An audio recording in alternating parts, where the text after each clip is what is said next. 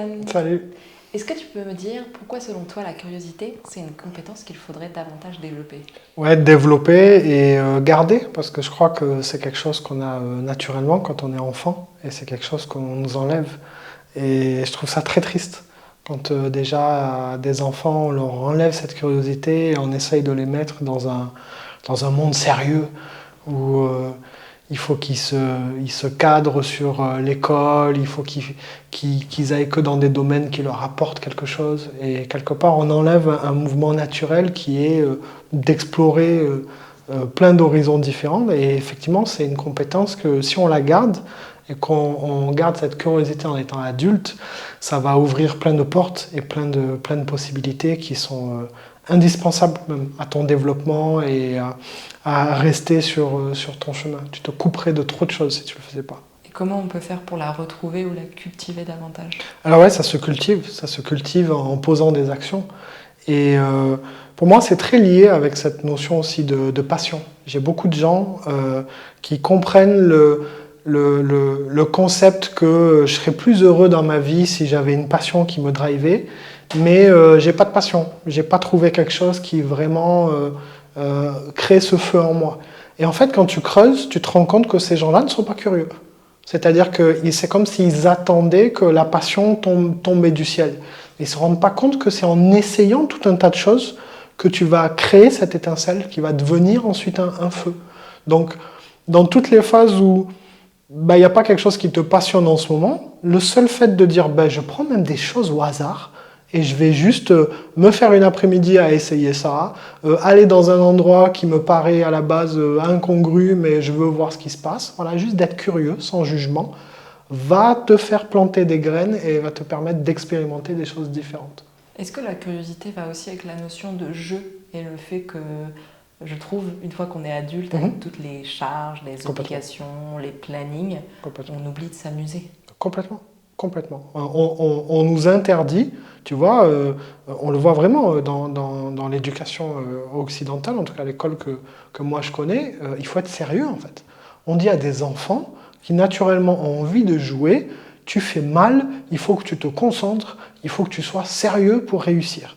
C'est une horreur, parce qu'après, on est adulte, on est sérieux, on souffre, et maintenant on doit apprendre à se foutre la paix et à s'amuser, et on ne sait plus comment le faire, alors qu'on l'avait naturellement. Donc oui, c'est un jeu, et ça sera toujours un jeu, même quand tu seras adulte. Les règles vont juste évoluer, tu auras plus de responsabilités, et tes actions auront plus de conséquences, c'est-à-dire qu'on te pardonnera moins, parce que quand tu es enfant, que tu fais une bêtise, on te dira juste « tu ne savais pas, alors maintenant tu sais ». Donc la seule chose qui change, c'est que plus tu avances, plus tu es censé savoir, donc plus tu es censé être responsable. Mais n'oublie pas que c'est un jeu. Et c'est d'ailleurs un des meilleurs conseils peut-être que je peux donner, c'est même en étant adulte, garde tes yeux d'enfant. Apprends et cultive le fait de t'émerveiller sur des choses qui sont simples. Sinon tu vas passer à côté d'énormément de choses en étant sérieux. Mais c'est quoi? Est-ce que c'est de programmer dans son agenda, pour les gens qui ont un agenda très quadrillé, est-ce que c'est de programmer des temps de découverte? Est-ce que c'est de s'autoriser, comme tu disais, de tester des choses, mais de s'obliger à le faire chaque semaine? Si tu es déjà animé par une passion, ça te prend tellement que tu n'as pas le temps de placer d'autres choses. Donc j'ai envie de dire, si ce feu-là diminue, c'est le moment où il faut essayer d'allumer des étincelles ailleurs. Donc oui, c'est comme tout. Si tu poses pas d'action dans ce sens, il n'y a rien qui va se passer. Donc si c'est une planification de dire cette semaine j'ai un créneau de 2 heures et je regarde même une vidéo qui n'a rien à voir avec mes thématiques habituelles, ou je vais lire un autre bouquin au hasard, ou peu importe, je vais dans un autre endroit, en fait, en te mettant en position de l'expérimenter, tu vas créer quelque chose. Et dans tous les cas, tu as déjà gagné parce que tu as de l'information. Il n'y a pas de scénario où tu as perdu du temps, parce que soit tu as découvert quelque chose et c'est une passion qui est en train de naître, soit au moins tu as validé une case que ce truc-là, ça ne m'intéresse pas. Il n'y a vraiment rien qui se passe quand je le fais. Mais justement, dans ce que tu dis, la notion d'avoir peur de perdre du temps, j'ai l'impression que maintenant, avec la course à la performance, la course au résultat, la course au fait qu'il faut que plein de choses soient utiles pour ceux qui ont des familles avec des enfants et d'autres, c'est leur boîte. On se met une pression que tous nos actes, il faut qu'ils apportent quelque chose. Il ne faut pas que ce soit gratuit, parce que mon temps est précieux.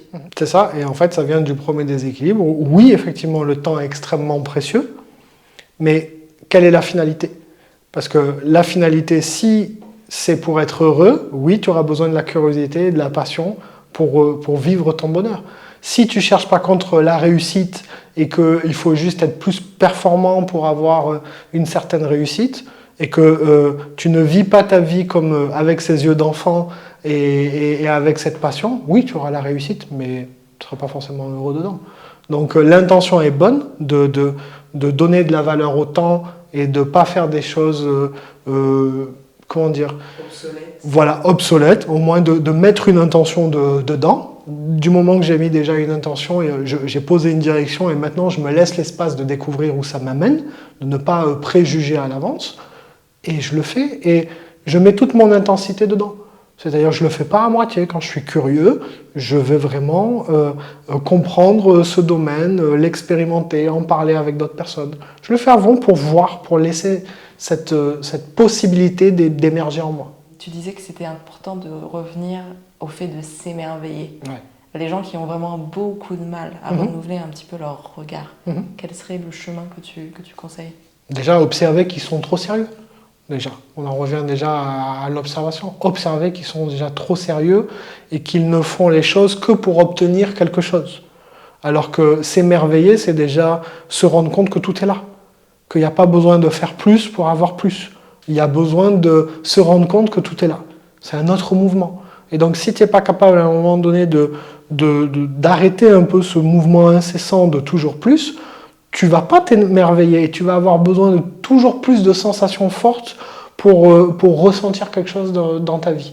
Alors que si tu t'émerveilles, si tu es en tout cas capable de t'émerveiller de choses simples, ta vie devient une histoire extraordinaire. Mais comment tu décrirais l'émerveillement? C'est quoi? C'est une capacité à s'amuser? C'est une capacité à trouver ça génial? C'est juste une capacité à se dire, si je l'observe sans préjugés, qu'est-ce que ça me fait?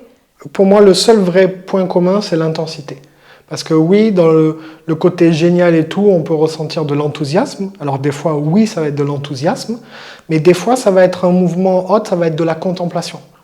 C'est-à-dire, moi par exemple, j'ai des expériences où je peux écouter une musique et elle me fait naître énormément d'énergie et c'est très fort, mais je peux trouver la même intensité à contempler quelque chose. Donc de l'extérieur, si tu me regardes, j'aurais l'impression d'être vide parce que je ne bouge pas, mais en fait intérieurement, ça bouillonne et c'est très intense parce que je suis juste connecté à l'objet que je suis en train de regarder et je m'émerveille de tous les détails. Mais s'il n'y a pas d'étincelle, il n'y a pas de feu. Donc si tu es juste dans une posture où tu attends que cette passion te vienne, tu auras des cas où ça n'arrivera jamais. Parce que tu peux vivre dans des environnements où il y a des gens passionnés autour de toi. Donc d'ailleurs, ils vont te transmettre ce feu.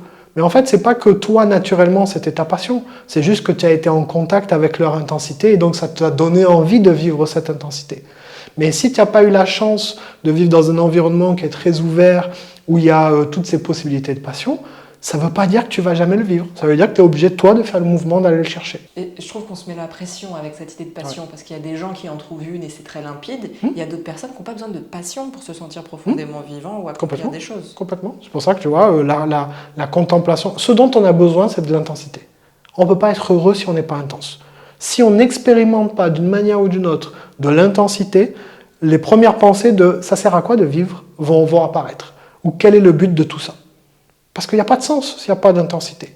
Donc la passion, c'est juste un moyen d'expérimenter l'intensité. C'est un moyen. Et donc c'est un moyen qui est très facile et très simple et très clair. Parce qu'au moins tu sais que quand je fais ça, j'obtiens tout de suite de l'intensité, donc j'ai juste à aller dedans. Et puis après, en fait, tu peux être juste un passionné en général. Tu vas avoir des multitudes de passions qui vont aller et venir, et dès que tu perds de l'intensité, en fait, tu changes. Tu le mets de côté et tu passes à autre chose. Mais tu es obligé de rester connecté à l'intensité. Sinon, on n'est pas connecté au sens de notre existence. Et l'existence est intense. Ce qui se passe autour de nous, en fait, est extrêmement intense. C'est juste qu'on n'y est pas connecté parce qu'on n'est pas attentif. Je ne vois pas le lien que tu fais entre le fait de trouver du sens dans sa vie et d'être intense. Je vois l'importance d'être curieux pour avoir cette petite étincelle qui fait que tu es très attentif et très intense dans ce que tu vis. C'est ça. Mais c'est pas pour autant que ce sera très clair le sens à donner à ta vie. Mais l'intensité est le sens. L'intensité en elle-même est le sens de l'existence. Le sens de l'existence, le but de vivre, c'est vivre.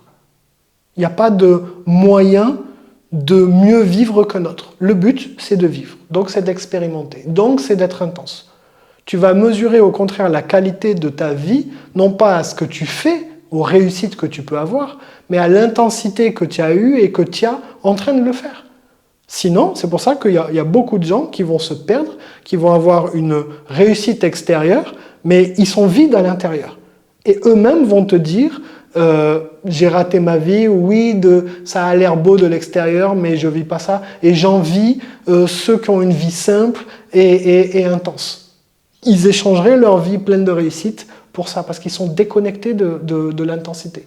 C'est pour ça que tu dis que la curiosité est l'étincelle, parce qu'elle te donne la bonne attitude. Si tu arrives dans un stade où tu te dis bon, je connais tout, j'ai pas besoin d'explorer et j'ai juste à continuer, c'est déjà pas intense. C'est une espèce de renoncement, tu vois. Tu renonces à la vie. La vie est intense. Si tu renonces à la vie, tu peux pas expérimenter le bonheur. C'est une condition obligatoire, l'intensité. Ok. Ça ouvrira beaucoup d'autres questions. J'espère.